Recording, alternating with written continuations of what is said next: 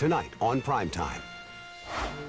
Get ready to strap in, switch on, and follow orders for one of history's most shocking experiments. Literally. This says danger, severe shock. Told to zap the person on the other side. Incorrect. 90 volts. He doesn't like that. Even when he's yelling out in pain. I can't continue if I hear this man screaming. It was the revolutionary experiment that showed what could lead ordinary people to perform unthinkable acts.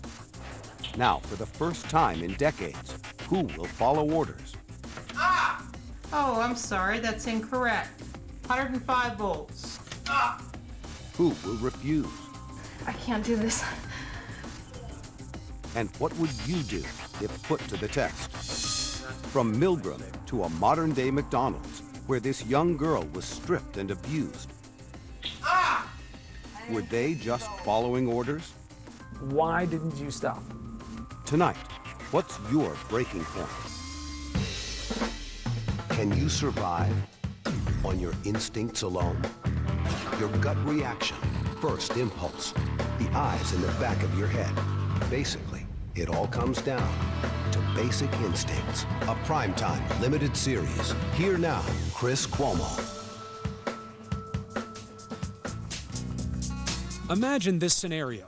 You go to a prestigious university to participate in a learning and memory experiment. When you arrive, you discover that the teaching instrument is this machine, which seems to give electroshocks to a man on the other side of the wall. As you move up the scale, he begins to scream out in pain. The experiment requires that you continue. The experimenter pressures you to go on. Would you agree to continue with the experiment? That's all. That's the question Stanley Milgram, a social psychologist at Yale University, posed in a famous series of experiments about obedience and authority. Answer, horse. He told his subjects they were part of a learning and memory experiment. We want to find out just what effect punishment will have on learning in this situation. The man on the left is assigned the role of teacher. The man on the right, the learner, is an accomplice who's been instructed to give lots of wrong answers. But Milgram wasn't testing memory. He wanted to know how much pain an ordinary person would inflict on a stranger when ordered by an authority figure. Sentence, movie. His subjects, the so-called teachers, gave what they thought was an increasingly painful shock each time a wrong answer was given. Under 65 volts. Time. But in fact, there were no shocks at all. 180 volts. And the subject was hearing a pre-recorded voice at each shock level. Can't stand it. I'm not going to kill that man. 435 volts. In the end, 2/3 of his subjects administered the highest, most dangerous shock on the machine. Answer is woman. 450 volts. That's it. It's been 45 years since the Milgram experiment took place, but would people behave any differently today? To find out, we teamed up with Dr. Jerry Berger, a social psychologist at Santa Clara University in California. People have often asked this question about, would we find these kinds of results today? And some people try to dismiss the Milgram findings by saying that's something that happened back in the 60s. People aren't like that anymore. We're about to find out if people have really changed. I'm a teacher. Oh, man. Okay. 39-year-old Troy Shasker is an electrician. He's been paid $50 to participate and told that the money is his to keep even if he quits the experiment early. He's worried about the dangers of the electroshock machine. Wow. I don't think I should shock him that hard if he really does screw up. That's been a severe shock there. Yeah, there are 25. I could just go get my shotgun. In the room next door, Troy watches as the learner gets strapped into his chair. His anxiety rises when he hears the next scripted line. I should probably bring up, a couple of years ago at Kaiser, they diagnosed a mild heart condition. I'm really not too worried about it. It's not that serious. But well, you should know that while the shocks that we'll be using today may be painful, they're not dangerous. Okay? Milgram intended that exchange to set up a conflict in the subject's mind, a choice between the health of the learner and the authority of the experimenter. So when he gets them right, I get shocked? Now, Troy starts reading Ken the word pairs he's supposed to memorize. Blue, girl. Nice, day. Fat, neck. Number 1. Then the test begins. Blue, boy, girl, grass, hat. The learner must decide which of the 4 words is the correct match. At first, everything goes smoothly. Correct. I was confident that he was doing really good at first, and then it started looking bad. At 75 volts, Troy hears the first sign of trouble. Soft, rug, pillow, hair, grass. Incorrect. 75 volts. I could actually hear him next door going, ow, oh, and he kept getting things wrong. Incorrect. 90 volts. He doesn't like that. At 105 volts, he's clearly uneasy. I got a little moist on my forehead there. I wasn't comfortable. I can't tell you why I listened to him and kept going. I should have just said no. The correct word was duck. Near the end, he's almost willing Ken to learn the right word pairs through the wall. Horse. Incorrect. 135 volts. Troy starts laughing nervously. The correct word was woman. Rock, house. At 150 volts, Incorrect. 150 volts. That's all. Get me out of here. I told you I had heart trouble. will Troy listen as the learner begs him to stop, or will he follow Brian's orders? Tell him the correct word pair, white. The correct word was white horse. And the next item, please continue. The next item is sad. He obeys the orders. Face. Why didn't you stop? I saw him getting strapped in, and they were just like little. I mean, he could have just, if he was in that much pain, he could have just tore himself off. Why are you putting it on him and not you or the experimenter? I was just doing my job. I was doing what I was supposed to do. 75 volts. So I guess the influence of having the conductor of the experiment right there next to me and telling me to keep going had a lot to do with it. Cool day. We tested 18 men and 22 women. Very often the first time they hear a noise from the other room. Wrong. 90 volts. The typical response is to turn toward the experimenter and, if not say something, at least give a look that says, what should I do? And of course, when an expert tells them, not a problem, this is nothing to worry about, continue, the rational thing to do in that situation is to continue. He's not finger in the face. He's not a drill sergeant. No, you don't have to be threatening. The power that he has in this situation comes in part because he's an authority figure, and we're all trained a little bit to obey authority figures, but also he's the expert in this situation. He's the one that knows about this machine. Incorrect. 105 volts. In the end, almost 2/3 of the men agreed to administer the highest shock. For the past 30 years, there have been severe restrictions on using humans in social psychology research. To avoid putting subjects under too much stress, Dr. Berger made a significant change to our experiment. In this experiment, you stopped at 150 make-believe volts. In Milgram, they went much higher. We stopped for ethical reasons. We couldn't put people through the agony that Milgram's participants went through. Go on with the procedure, please, teacher.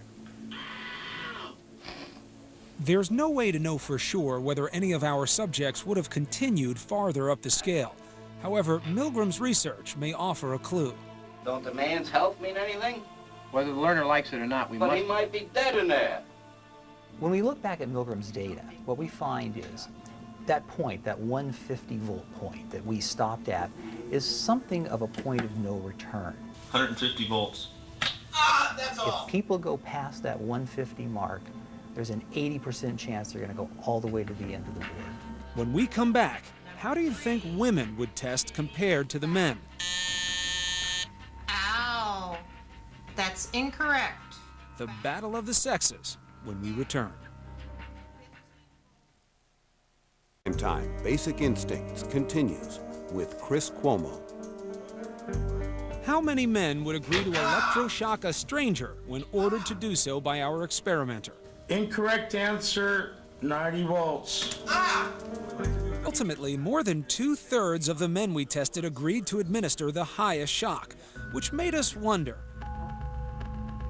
would the kinder, gentler sex be more responsive to the cries of pain on the other side of the wall? That's all. Get me out of here. I think women are more compassionate beings, more emotional beings, more likely to respond to an emotional outburst. At first, women did seem far more concerned about the effects of pain on the learner. I'm an RN. I take care of people. I don't, inflict pain, normally. I am assuming you're really not going to give someone a heart attack. I'm seeing stuff go all the way up here. Do we ever get up this far? Because this says danger, severe shock. Chris is 50. She's married and has a 19-year-old daughter. When it starts to get up in here, the labeling is Well, we don't not know. indicative, We right? don't know how far it's going to go because it all depends on how the learner learns Right. the words. Good luck. Number 3. At first, she doesn't seem too concerned. Man, lady, tub, neck. Ow. That's incorrect. By the way, Chris is a 7th grade teacher. Number 8. Soft. Rug, pillow, hair, grass. Oh, incorrect. Then, at 75 volts, we notice something 75 strange. volts. A smile. I teach kids, so I can kind of tell shock from not shock. So when somebody just kind of goes, oh no, I have to write a 5-paragraph essay, I don't pay much attention to that. So I listen to see if the kid is really surprised or upset. And you always hear a little beforehand. I didn't hear the so that's why I smiled. Pretending to be hurt. Yeah, playing with it. She continues to move deliberately up the row of switches. 90 volts. Oh, I'm sorry, that's incorrect. 105 volts. Ooh, I'm sorry. Wet goes with duck. 120. I've had that shock myself. So you're thinking now, This isn't good. I've been reassured that there would be no pain involved. and that's making you think what? That I'm not sure I believe the professor, and that I'm going to think carefully about what I'm hearing as I'm going along. Oh, I'm sorry. It's a white horse. This says 150 volts. Deep breath. That's all. Get me out of here. I told you I had heart trouble. My heart's starting to bother me now. Get me out of here, please. My heart's starting to bother me. I refuse to go on. Let me out. Well, Please go on. The next item is sad. okay. Now, he said that he had a heart problem. Remember, while the shocks may be painful to him, they're not dangerous. We know that. Okay, we're aware of that, and there's not going to be any lawsuit from his medical facility, right? Well, if anything happens to him, I am responsible. That's what I needed to know. Okay. Why is that what you needed to know? I needed to know that he heard what the gentleman said, and I needed to know that he knew, and that gotcha. he was responsible, and that he was aware of what was happening. You heard the man say, "My heart hurts." I did. And just having the guy in the lab coat saying, "Keep going, it's fine, I'm telling you it's fine, going," somewhat divorced you from your own decision-making power? Oh, sure. It's just like when I'm told to administer the state tests for hours on end. You're doing your job. Doing my job. She told us later she didn't believe she would have shocked the learner in the danger zone. What were the differences between men and women? The argument has always been that, well, women are going to be more empathic. They're going to be more caring and concerned about the man on the other side of the wall. Grass, duck. And yet, some women showed little emotion during the experiment. Wrong. 120 volts. Wrong. 135 volts. Didn't go all the way down. Please go ahead. Okay. Wrong. 150 volts. That's all. Get me out of here. Right, I told you I had heart White trouble. horse. My heart's starting to bother me Please now. continue with the next Get me item. out of here, Sad. please. Others seemed disturbed as the experimenter pressures them to continue. The next word is sad. I can't continue if I hear this man screaming and he wants it to stop. It's absolutely essential that you continue. But why if we hear him screaming? Whether the learner 'Cause likes if I it or was- not, we must continue until he's learned all the word pairs correctly. Okay? Oh, that's... Sad, please. Ah, that's all. Get me out of here. Both of these women went on to give the highest shock of 150 volts to the learner. One could argue that it's very difficult for a woman to be assertive. Okay? Many women in our society have a more difficult time saying no to the male experimenter. You had a very diverse situation here, women, different ethnic backgrounds. It's reasonable to guess that culture would come into this and the culture might play a role. There are some societies, we call them collectivist cultures, in which people are more geared toward doing what is good for the group. My heart's starting to bother me now. Get me out of here, please. White House. Bother me. Set. I refuse to go on.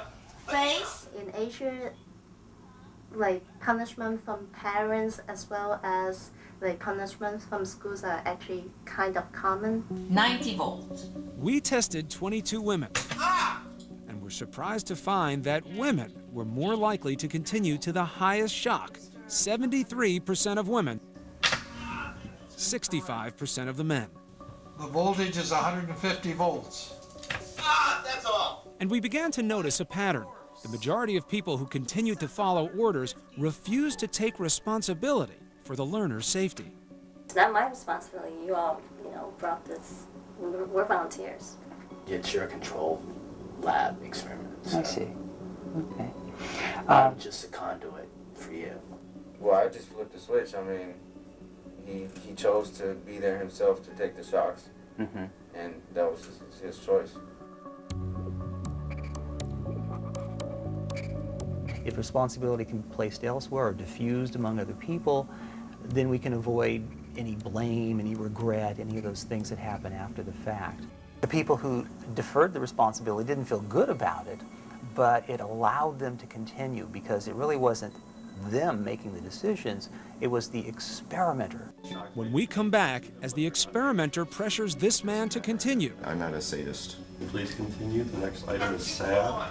The experiment allows me to walk out at any time, and I will walk out if you want to push this. The stage is set for a confrontation. Time. Basic Instincts continues. Once again, Chris Cuomo. 2, nice day. In our control room, Dr. Berger closely watches every reaction to the learner. 150 volts. Ah, that's all. Get me out of here. I told you I had heart trouble. Can I ask him if he's okay? Are you okay? Are there clues that indicate whether certain people might be more compliant with authority? Wrong. 90 volts. When you were watching, how good were you at guessing, oh, this person may go or this may not? It was impossible to tell. I tried to guess. I tried to look for signs, body language, anything to try to guess who's going to continue and who's going to stop. And that tells me that it's not that there are certain kinds of people who are obviously different from the rest of us. It tells me that probably all of us are capable. 46-year-old Fred is a self-described nonconformist. He's married, has no children, and works as a software engineer at an internet company. That is incorrect. 75 volts. After hearing the first scream of pain, Fred's face shows no emotion. What at this point is keeping you in the chair? It's two consenting adults saying we're going to do this. Now, until some point, one of us has to say stop. So you put all of the responsibility in terms of when was the right quit point on the learner. For quite a lot of this, yes. I mean, there is going through my head, how long are we going to do this? I am waiting for the other person to say stop. I don't know where I would have just said stop on my own. Suddenly, at 150 volts, he meets his moral tipping point. That is incorrect. 150 volts. That's all. Get me out of here. He said that's all. We're not doing any more of this. Okay. Please read in the correct word pair. The correct word pair was white horse. And then please continue. The next item is sad. No. He has said no joy. I'm not doing this anymore. Well, I want to remind you, though, that the shocks may be painful to him, but they're not dangerous. It doesn't matter. I'm not a sadist. He has said no more.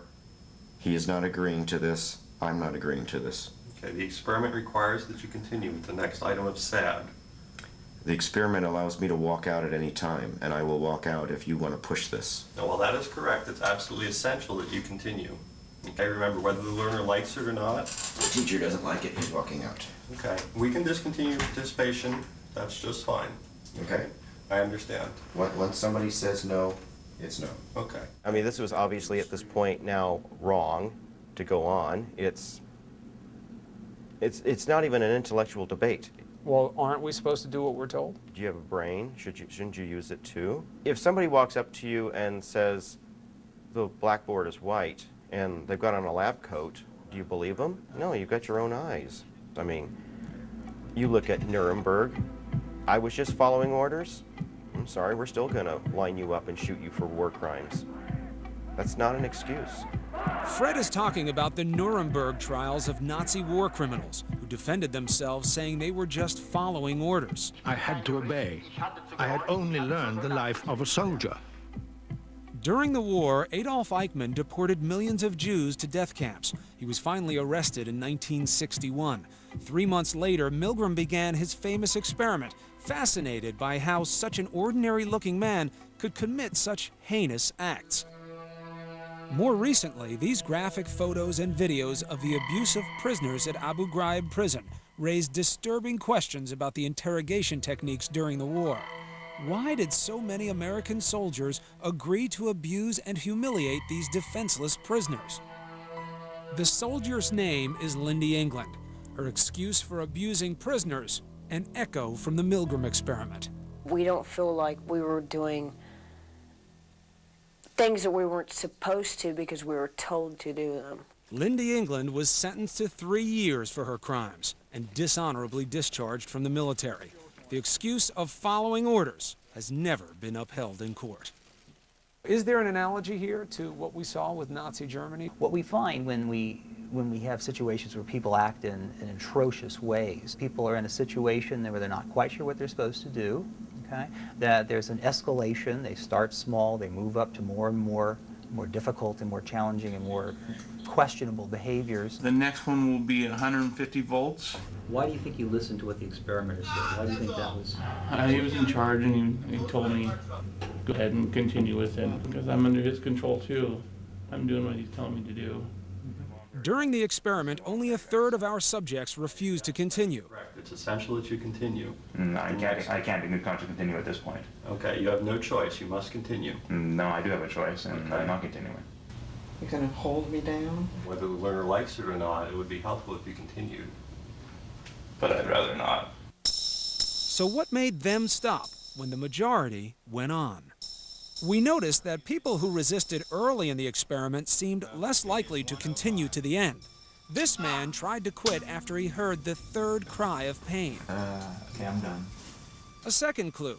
All the subjects who refused to obey the experimenter's final orders told us they felt directly responsible for their actions. I would have felt that I would have hit the switch that would have killed him. If he died, I would feel a deep responsibility. When we come back, the Milgram Experiment comes to life. I was begging her just to take me to the police department because I didn't do anything wrong. A stranger on the phone pretending to be a police officer orders people at a McDonald's to strip search an employee and make her do jumping jacks in the nude. How much farther will it go? With Chris Cuomo. April 9th, 2004. Evening rush hour at the local McDonald's where assistant manager Donna Summers suddenly gets a strange call about a theft. He said he was a police officer, and I was talking to him about something being stolen, and that one of the employees had done it. High school senior Louise Ogborn was working an extra shift when her manager calls her into the tiny back office. And she said, well, they said it was a little girl that looked like you in a McDonald's uniform, so it had to be you. It was the beginning of a terrifying ordeal caught on videotape here on one of the McDonald's surveillance cameras. the man on the phone ordered Summers to confiscate the girl's clothing and do a strip search. I honestly thought he was a police officer and what I was doing was the right thing. The caller told Donna Summers to get her fiancé, Walter Nix, to watch the teenager during the restaurant's rush hour. He then ordered Nix to force her to do jumping jacks, hit her, and even perform a sexual act.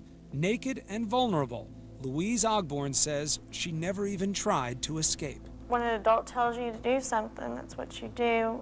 You don't argue. You know, somebody smacks you on the hand, you listen. The story made headlines as a real-life example of the Milgram Experiment. Why did these people follow the bizarre orders of a stranger on the phone? Social psychologist Dr. Phil Zimbardo was a consultant in the McDonald's case. Usually, obeying authority is good. We obey our parents and we obey our teachers. The problem is, it's fine to obey just authority. It's not fine to obey unjust authority. But is there anything that would stop people from obeying the orders of an authority figure? Incorrect. You three must decide the punishment to be administered. Milgram found when he used a team of 2 accomplices who both refused to continue, 90% of his subjects followed their example. So we wonder, would compliance with the experimenter's orders decrease if we added an accomplice to our own experiment? So you can turn that worksheet over. On the left, the real subject, Michelle. On the right, Tammy, our new accomplice who starts the test. 75 volts. As she started going up the scale, and then she started reacting, and I thought, okay, well maybe she's just holding it too long, because I did notice she would hold it down a little bit. But at 90 volts, Tammy pretends to be too disturbed to continue. I don't think I can do this. Teacher 2, would you please take over? Sorry. With little apparent emotion, Michelle takes over. The correct word pair is cool cave. That's incorrect. 105 volts. 120 volts. I felt the pressure of, wow, it's up to me. I'm the last one. Somebody has to keep the experiment going. That's all. Get me out of here. I told you I had heart trouble. Please continue. The correct word pair is white horse. He said to go. I can't do this.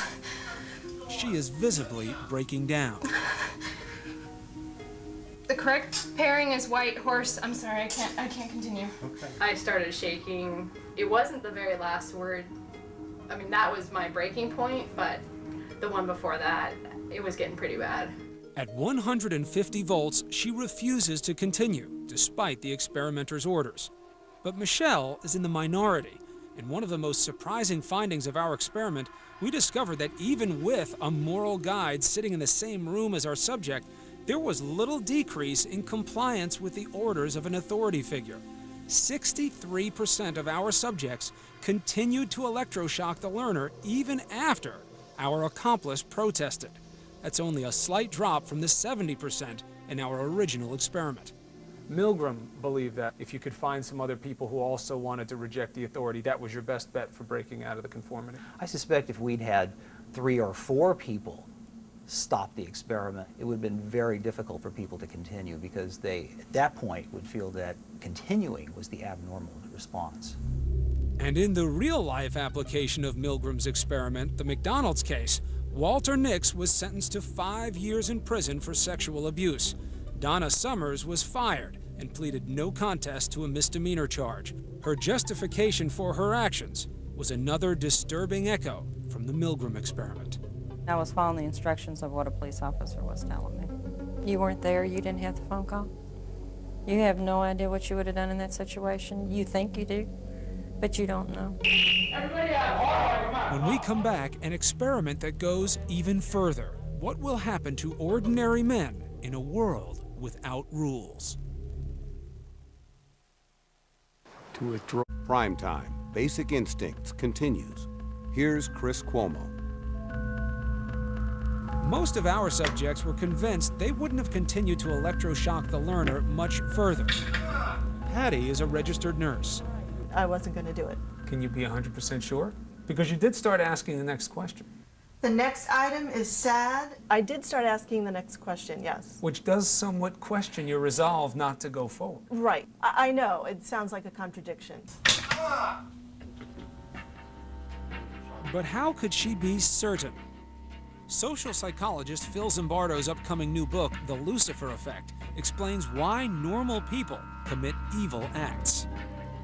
Zimbardo is famous for his landmark 1971 study, The Stanford Prison Experiment. What makes good people sometimes do bad things? Is it some psychopathic, sadistic tendency which is latent that emerges? Or is it that ordinary good people could be seduced to doing terrible things by powerful situational forces? He paid college students $15 a day to role play as prisoners and guards in a make-believe jail run out of the basement of the Stanford Psychology Department. Prisoners were given new identities by number instead of name. Rick Yacco was a broadcasting major. I still remember my own number after all these years. It was 1037. Prisoner 8612. The prisoner group was forced to wear loose smocks, no underwear, and tight-fitting pantyhose caps to simulate shaven heads. The group acting as guards dressed in khaki uniforms and mirrored sunglasses. They were armed with nightsticks. 18-year-old Dave Eshelman decides to take on the role of an aggressive and intimidating guard. It was my impression that it was kind of boring. Nothing was really happening. So in my 18-year-old brain, I thought it would be a good thing if I were to force the action. Now, there's a couple ways that we can do this. A couple of nights before, I had watched a Paul Newman movie called Cool Hand Luke, and they had this great character in there that was the warden. I can be a good guy, or I can be one real mean son of a bitch. It's all up to you. It's all up to you. To everyone's surprise, the rest of the guards followed his lead and started harassing the prisoners, waking them up at night and forcing them to do counts for punishment. 2, 4, 6, 8, 10, 12, 14. Prisoners started calling me John Wayne. I objected to that nickname because, you know, that was not the character I was playing. Doug Corpy was one of the prisoners. They would come out and tell us to exercise. We would say, and if we don't? But within 24 hours, the prisoners, led by Corpy, launched a full-scale rebellion.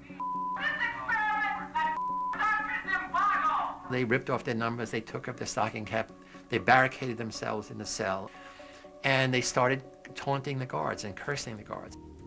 The guards retaliated, escalating the abuse, forcing prisoners to exercise constantly and depriving them of food, sleep, and bathroom rights. They took our clothes off, they took the cots out, and then they took the bicycle chains that were on our feet, and they chained us together, naked. Since Zimbardo's ground rules clearly prohibited the use of physical violence, the guards invented a degrading series of psychological humiliations. You be the bride of Frankenstein, and you be Frankenstein. I want you to walk over here like Frankenstein and say that you love to a man. Anything I could find that, you know, would humiliate them in some way. Get up close.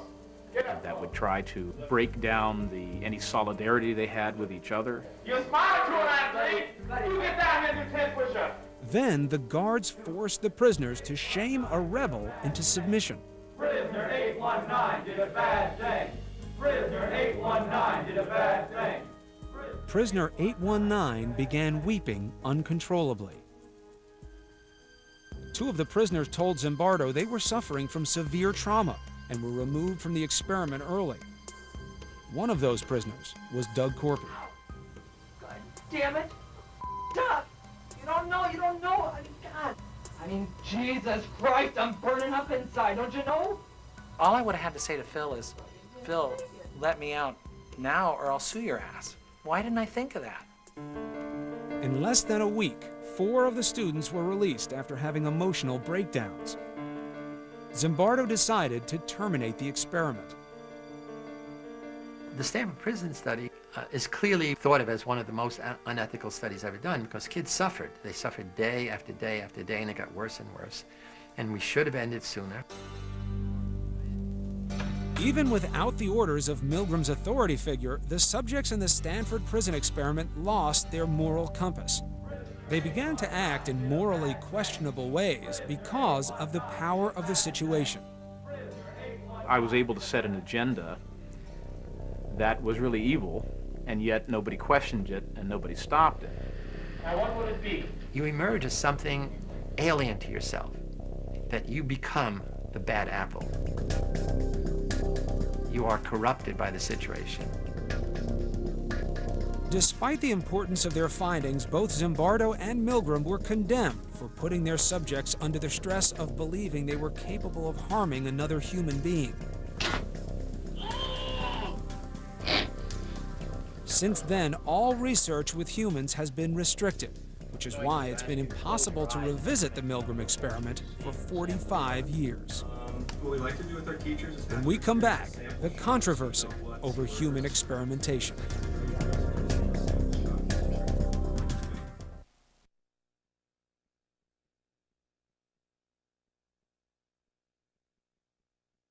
Psychological stability. We also told participants they could pull out of the experiment at any time, and that deception might be involved.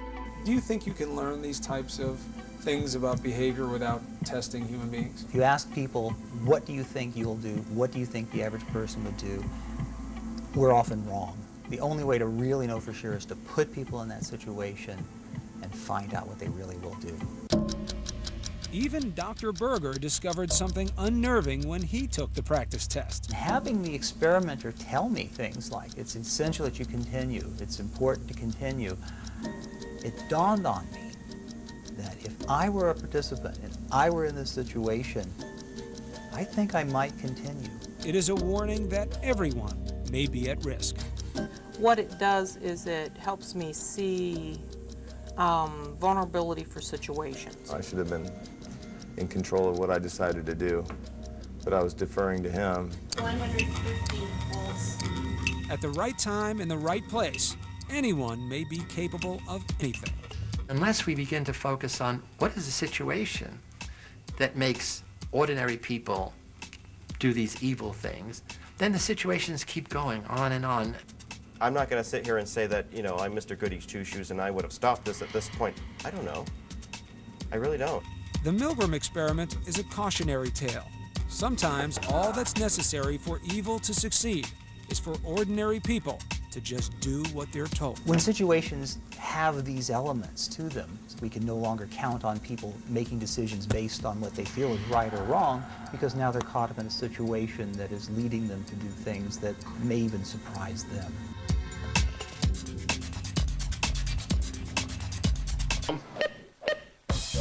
We turn now to a growing problem in this country.